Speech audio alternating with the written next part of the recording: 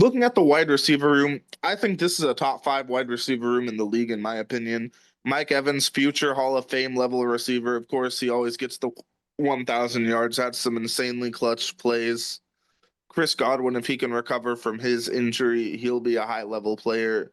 And then you add Emeka Egbuka out of Ohio State, the national champion. So that just adds another layer. Jalen McMillan, a young player coming on, and Trey Palmer out of Nebraska as well. So you've got a lot of young players and a lot of veterans. I think you have a very good mix of players here in the wide receiver room. Yeah, I really like Chris Godwin and Mike Evans and Egbuka. I definitely mentioned what you. I really like what you said about Egbuka. I would expect him, especially even from a fantasy perspective, go out there, put up those numbers, do what he's expected to do. I mean, you just won the national championship. Okay, now go out and run routes for Baker Mayfield.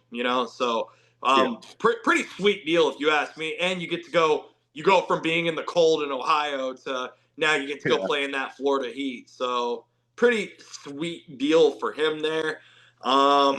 Yeah.